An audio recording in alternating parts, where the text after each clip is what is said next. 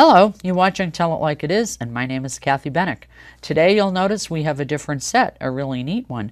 We're actually today at the studio of CastleHill Media here in downtown Bedford, and from here on in we'll be doing quite a few shows here, so you'll get to know the place well, and you'll get to see some interesting changing sets too, I think. So anyway, back in the spring, I decided to do a series of interviews with candidates for several different offices, campaigns that were attracting a lot of attention for very important seats in the New Hampshire election this year. Now, both the Bedford Republicans and the Bedford Democrats do series of candidate interviews, but they tend to do them very close to the election, and each group only interviews candidates of their own party. So I decided that what I would do is cover races, and therefore cover a race that had candidates of both parties in there, and do them much earlier than just before the election for a couple of reasons, so that people would have the opportunity to get to know the candidates, become familiar with their positions, and perhaps maybe even decide to support some of them early on in the game. So over the past several weeks, we actually taped, and they have since viewed, been on the air, 26 different Tell It Like It Is shows with candidates. The first 5 were called Race to the State House and featured the 5 gubernatorial candidates, the 2 Republicans, Ovid LaMontagne and Kevin Smith, and the 3 Democrats, Jackie Silly, Maggie Hassan, and Bill Kennedy. And recently we completed a second series with the gubernatorial candidates that also has already aired, called The Final Sprint to the gubernatorial nominations. Unfortunately, Maggie Hassan was missing from that series simply because we just could not find a scheduling date that would work. We did a 4-part series on the race for governor's council, and in that series we had the single Democratic candidate, Chris Pappas, and the 3 Republican candidates, Bob Burns, Tom DeBlois, and Chuck Rolichek. We did a 3-part series on the Hillsborough County Sheriff's race that featured the Republican incumbent sheriff, Jim Hardy, his Republican challenger, Frank Szabo, and the Democratic candidate, Bill Barry. Excuse me. We did a 3-part series on the Hillsborough County Attorney's race, and that again featured an incumbent, the Republican incumbent County Attorney Dennis Hogan, and his 2 Democratic challengers, Patty LaFrance and Bob Walsh. We also did an interview with the Bedford candidate for the new House Floterial District that was created through this year's House redistricting, and that's a new district that covers both Bedford and Amherst, and I had the pleasure of interviewing the Bedford candidate, who is Laurie Sanborn. Excuse me, I'm so sorry. Allergy season, the end of the summer. We did a 3-part series on the race for the new New Hampshire Senate District 9 created through the redistricting of the Senate districts, and that has turned into a very exciting race that's being pretty much covered and followed statewide. And that's a race in which we have the Democrat Lee Nyquist up against 2 Republicans, Representative Ken Hawkins and Senator Andy Sanborn. We did a show with each of them, and then we did a show that was broadcast live, which was pretty exciting. And that was a debate that featured the Republican candidates, Ken Hawkins and Andy Sanborn. Now, very late in the game, Michael Kenney also entered the race as a Republican. We did attempt to have him participate in the debate, but he declined. And the reason he declined was because I wasn't giving out advanced questions. I can't stand rehearsed answers to things.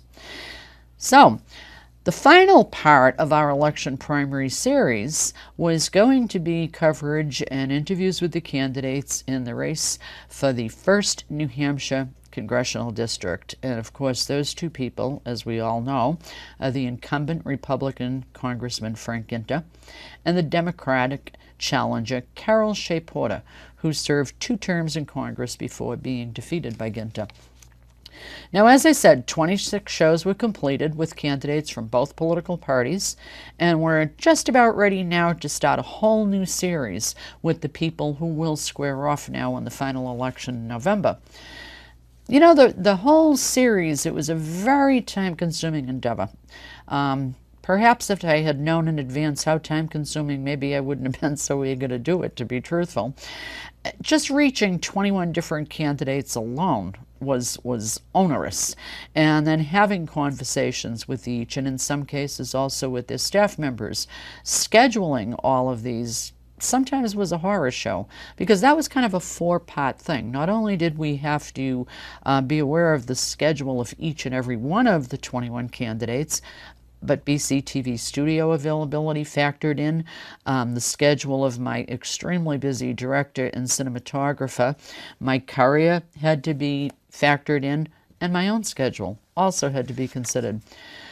My goal was to have each show both highlight the record of each candidate and also feature questions relevant to each individual office that we were looking at.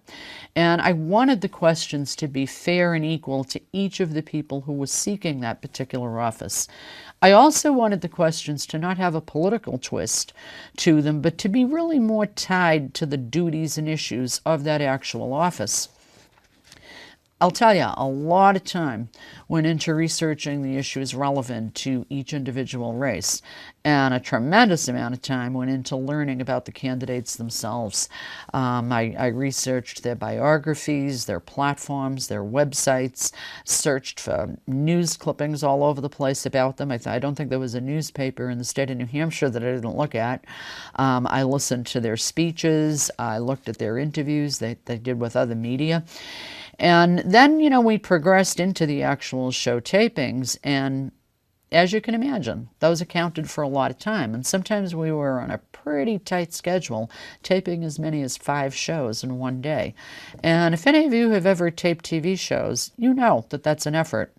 Then after the tapings, my Currier would have to take over with all of the technical duties to put together that finished product that you actually got to see on television.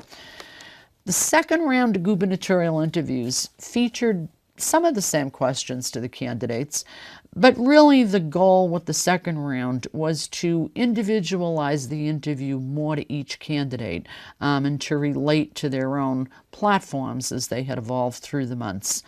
The live debate between Ken Hawkins and Andy Sanborn had a lot of considerations that we didn't have with the other shows. For example, we had to worry very, very closely about timing so that everything was timed to the minute. We had to worry about all kinds of technical considerations because the show was going out live. We had to worry about formatting so that it would be very equal and flow smoothly and be comfortable for the candidates and be fun for the viewers to watch. So it was a totally different experience for us. And a lot of fun, and we got a lot of compliments on it, and are planning to do it again. The shows with Frank Ginta and Carol Shea-Porter were going to be totally different from all of the other ones, because those were going to be more focused on each of their own congressional records and their obvious political party philosophies. All in all, it was a strenuous experience, but it was an enjoyable experience. And I can honestly say that we took great pride in the fact that all of the candidates told us how much they enjoyed their experiences with us. That is, until we came under attack by Carol Shea-Porter and a couple of the people surrounding her. And that particular subject will be part 2 of the show, because it's fascinating, a little appalling, a little ridiculous, and to a lot of us, pretty funny. So keep watching, and we'll talk about it.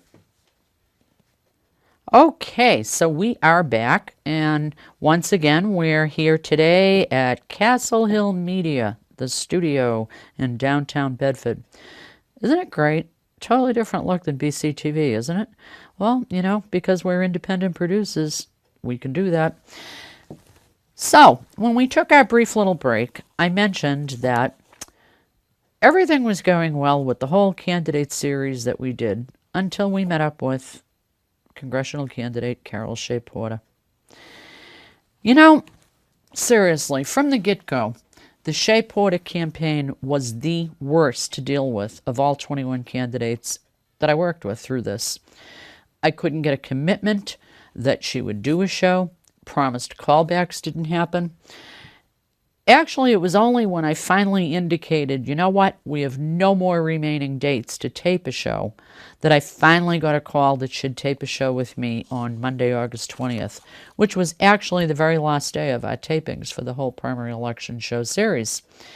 I then was told that we absolutely positively had to be ready to tape her show at exactly 2:45 that afternoon when she arrived and be done 30 minutes later, no longer. So 4 other shows that day were consequently adjusted so that there would be absolutely no problem fulfilling that request. Now, her website at the time when all of this was going on, just a couple of weeks back, consisted really only of a face page. There was no real specific platform anywhere on there. So I requested from the campaign not only some biographical information on Carol, but also some platform information. And even though such was promised to me, I never got either. A call to her aid 4 days before our scheduled show taping never got returned. So consequently, on the day before the interview, on a Sunday, I gave up 4 hours of my Sunday researching her background and her congressional record. With barely any biographical information to work with, I put together her introduction with information on the issues on which she had been both known and was most active. And to kind of add some meat to that, I put in some of the ratings that she had received from major organizations for her various positions. Now, maybe I shouldn't have bothered. You know, I had the option of simply introducing her and saying, my guest today is Carol Shea-Porter, and here she is. And I could have said something like, and unfortunately, I don't really have anything to introduce her with because her campaign never did supply any information in her platform or whatever. But I didn't do that. And the major reason that I didn't do that is because I have bent over backwards to have this whole series be fair to every single candidate. Every other candidate got a nice introduction that told a lot about them. Every other candidate got a lengthy introduction that let people know about them. I didn't want her to have less. I was not going to shortchange her from what I gave to every other candidate. So consequently, as I said, I spent 4 hours of my time trying to come up with something so she would have a decent introduction. Ms. Shea-Porter and her handler, a woman by the name of Susan Meyer, arrived late for the interview, in spite of all the warnings that we had to be absolutely ready on time. And then when they arrived, Ms. Meyer indicated that Ms. Shea-Porter needed a snack before taping the show.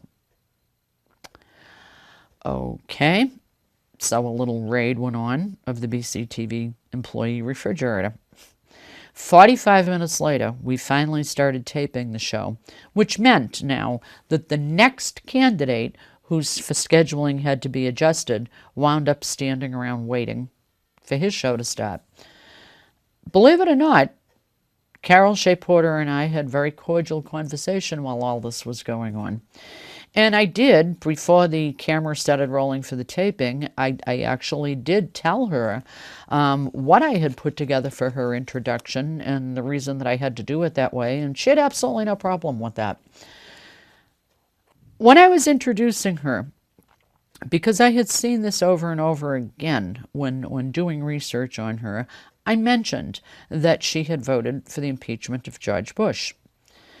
After we started the interview, the very first thing out of her mouth was that she wanted to correct me on that she had never voted for the impeachment of George Bush. I consequently apologized, said that I was very sorry if I put misinformation out of there. In fact, I actually said something to the effect of I didn't want her to see her blamed for something that she hadn't done. So the interview went on, and I then asked her about a mandate in Obamacare that on January 1st, 2013, will impose a 3.8% tax on unearned income, with the proceeds of such to help pay for the cost of Obamacare, and a tax that could, operative word, could, affect some people when they sell their homes, depending on their income level and that kind of thing. She actually disputed that for nearly 5 minutes. I think that's the longest answer I have ever given to anybody who has ever been on my show, but I let her talk as long as she wanted. Her answer was timed out at almost 5 minutes. We had a couple of words of dialogue between us, and then she launched into continuing her explanation of that, I guess we'd call it. Now, because Carol Shea-Porter has continuously, throughout her campaign, spoken about super PACs, and she has repeatedly criticized Congressman Frank Ginta for not joining her now in signing something that would not have them in the state of New Hampshire, I asked her if she had asked a very ultra-liberal super PAC from San Francisco that has opened an office here in Manchester to leave New Hampshire. And I might add, it is the only super PAC in New Hampshire. She gave a very, very long and confused response about super PACs, basically that was kind of hard to follow, and if you listen to it, you'll hear that. And then finally said that no, at my prodding, admitted that no, she had not asked them to leave New Hampshire because she said they were on the ground. When I asked what on the ground meant, she said it meant they didn't do television ads. And I said, well, not yet. And she said, well, they're not doing them. They're on the ground. Well, that all sounds good. She has no problem with the super PAC just so long as it is on the ground. Whatever. Now, incidentally, this particular super PAC, and I don't know if they pronounce it Credo or Credo, Credo Mobile, as I mentioned, is very ultra-liberal. It's based in San Francisco, and its sole purpose, even according to its own website, is the defeat of 10 people who now sit in Congress, one of whom happens to be, guess who? Frank Ginta. I don't know. Maybe that's why that particular super PAC is all right with Carol. I don't know. She didn't really answer. Anyway, the show was just about over. On camera, I did ask her to come on the show again. I did say that I apologized. We were out of time. I did say that I wanted to have her back so she could talk more about her positions. And she said that she would come on. Now, as I said, both before the show and after the show, we had a very friendly, cordial conversation. Absolutely no tenseness or irritation or anything like that. Hopefully now, Carol Shea-Porter won't say otherwise. Because you know what? If she does, maybe what Carol Shea-Porter does not realize, because I guess she doesn't do too many television interviews, is that before a show actually starts, there's some tape running. And after a show actually ends, there's still some tape running. So, should Carol Shea-Porter ever try to construe that there was any tension or bad words or ill feelings or anything going on before or after the show, we'll run the rough tape for you and you can see for yourself. Now, with 3 hours after that show ended, I finally got home. And within minutes, I received a telephone call exactly at 7:24 p.m. on Monday night, August 20th, from Jerry Hanauer. Now, I don't know if that name's familiar with you.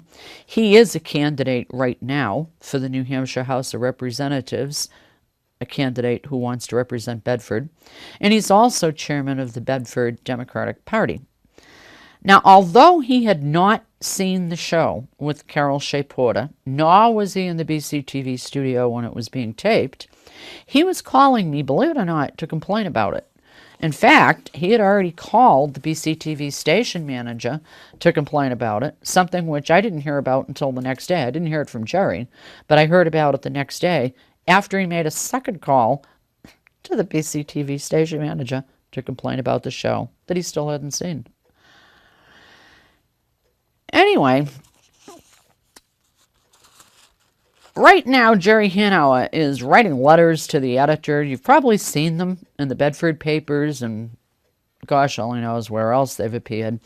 But he's claiming that he tried to, and I will quote him, engage Ms. Benuck in a factual discussion. Well, there's a witness to something quite different that happened during that phone call. Among other things, he opened up the phone call accusing me of sandbagging Carol Shea-Porter, misrepresenting her record, misinterpreting Obamacare, doing shoddy research, and said that I should be embarrassed. I should be embarrassed for my actions, and I should be embarrassed about the show.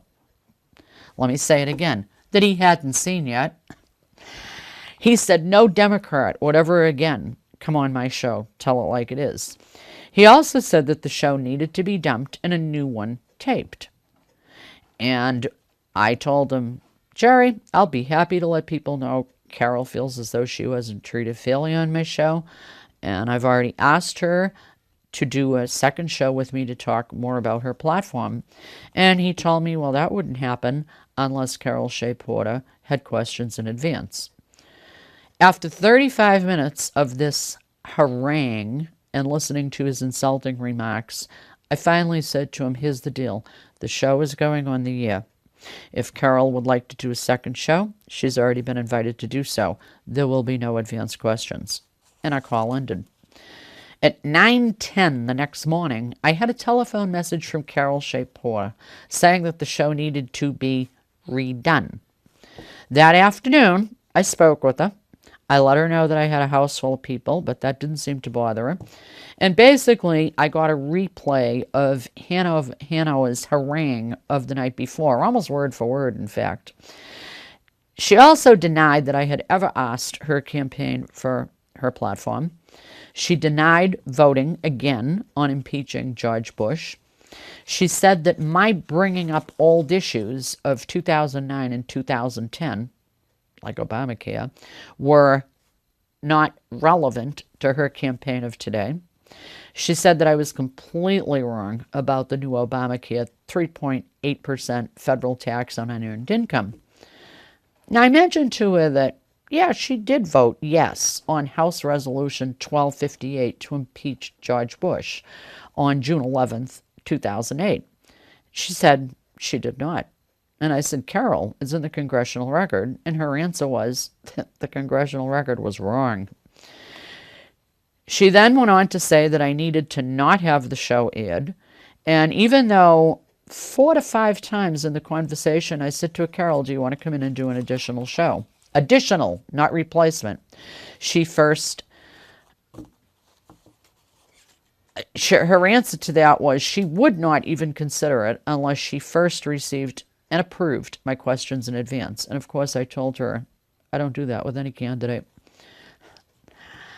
Now, although Carol Shea-Porter afterwards said that she never asked me to pull the show, kind of interestingly, in an August 24th interview with a reporter from the union leader, she admitted that she told me that she wanted a replacement show to be redone. Does not replacement mean replacing the first show? Or in Carol world, does it mean something else? I don't know. You tell me. Obviously, Carol Shea-Porter is not happy with her experience on Tell It Like It Is. Although never identifying herself as the politics and policy analyst for the Carol Shea-Porter campaign, her handler, Susan Meyer, the same one who accompanied her to BCTV, has been all over the blogosphere commenting on me. In addition to claiming that I'm part of the Ginter campaign, she said that I didn't accept their kind offer to clean up my work, that I do mindless interviews, that I display my ignorance apparently regularly, and that I'm a partisan attack dog. A Bedford fundraiser for Carol Shea-Porter, also named Carol, and I won't give her a name over the air, has written in blogs that I'm a phony, a cheat, that I do kangaroo court interviews, and that I've become a joke. So what do I say to all this? Well, first of all, for one thing, the comments of Susan Meyer mean absolutely nothing to me, since I believe that they're pretty influenced by the fact that between 2007 and 2010, Susan Meyer profited by $255,667.32 for her work for Carol Shea-Porter. Add into that, she no doubt has a need to protect her political investment. In 2011 alone, she donated $4,800 to Carol Shea-Porter's campaign this year against Frank Ginter. What else? On January 1st, 2013, as part of the Affordable Health Care Act, Obamacare, there will be a 3.8% federal tax on unearned income to help pay for Obamacare.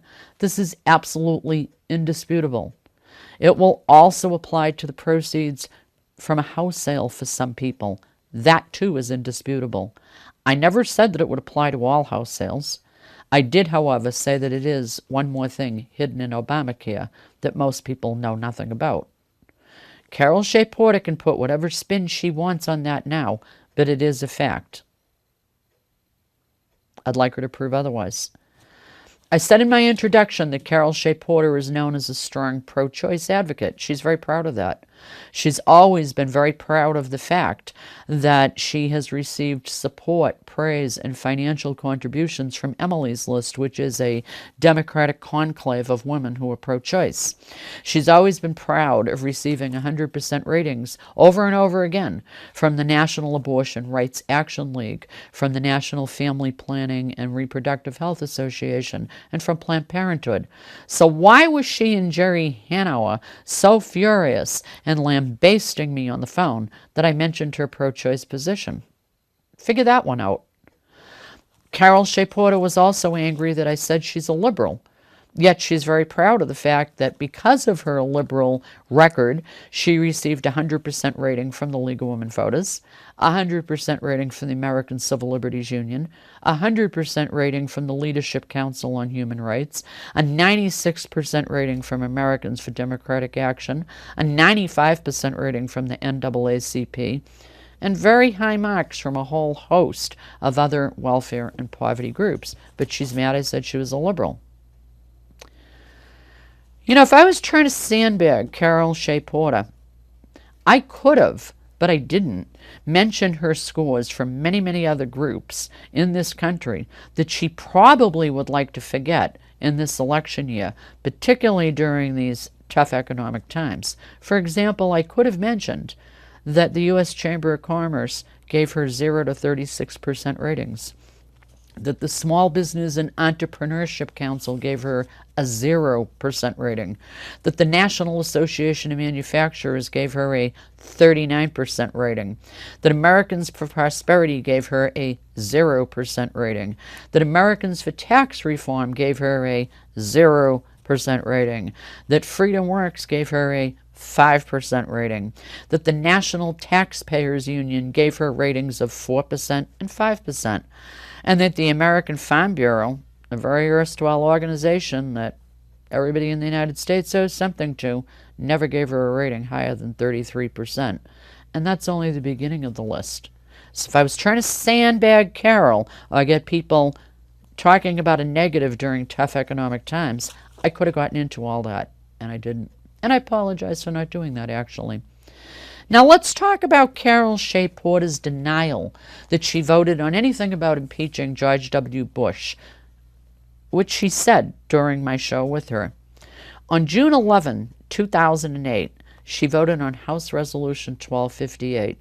The title of that was Impeaching George W. Bush of High Crimes and Misdemeanors, and it set forth the articles of impeachment, like 35 or 40 of them, believe it or not. In a phone conversation the day after our interview, when I mentioned this to her, she absolutely denied it. She said she never voted on it. I said, Carol, it's in the congressional record. Her answer to that, the congressional record was wrong. Since then, her story's changed a wee bit, because now she admits that she voted on it, but she said she did it so that it would die in committee. Well, let me tell you something. The vote on June 11, 2008, though, was to send it to a committee for further action, not to be killed. And you know, guess what else? As I've continued to pursue how much candor I got from Carol Shea-Porter, guess what I found? On November 6, 2007, Congressman Carol Shea-Porter issued a press release from her congressional office announcing her yes vote that day on a resolution to impeach Vice President Dick Cheney. And she said, quote, This issue is too important to ignore. End quote. That begs the question, had I brought that up during our interview, if she would have denied that too. Just saying. Yeah, I admit, I left out a lot of important details about Carol Shea-Porter that voters should know and should remember. They should remember Kevin Landrigan's story in the Nashua Telegraph about how Carol Shea-Porter stalked Congressman Jeb Bradley at all his town hall meetings in New Hampshire. They should remember that she and her sidekick Susan Meyer had to be forcibly removed by the Portsmouth Police Department from an event hosted by President George Bush at the Pease Trade Sport. And actually, they're kind of proud about it. And there's plenty of articles in which they say they're proud of that. Voters should remember that on August 29, 2009, she had a man removed from her town hall meeting in Manchester because he hadn't gotten a lottery ticket to ask her a question. They should know such things as lots of articles that have been written about her. In fact, there was one written just recently, August 29th, 2012, in the Concord Monitor, and it has the headline, Shea-Porter wants debate, but on her own terms and soil. In the Concord Monitor, no less, a paper that I believe has always been pretty friendly to her. And the story behind that is, now let me just say this, any of you who read her blogs or hear her, she has not for months done anything but try to pound Frank Ginter, claiming that he won't debate her. Well, that newspaper story is about the fact that on September 17th, there is a debate scheduled on that congressional race at the New Hampshire Institute of Politics at St. Anselm's College. And it's being sponsored by the New Hampshire Business and Industry Association, New Hampshire Public Radio, New Hampshire Union Leader, and New Hampshire Public Television. I don't know, maybe Carol thinks they're all right-wing too. Anyway, Frank Ginter will be there, but they cannot get a commitment from Carol Shea-Porter. And you know why? She told them that she's not going to agree to that until Frank Ginter agrees to do a debate with her in her hometown of Rochester, like maybe before the Chamber of Commerce or somebody like that.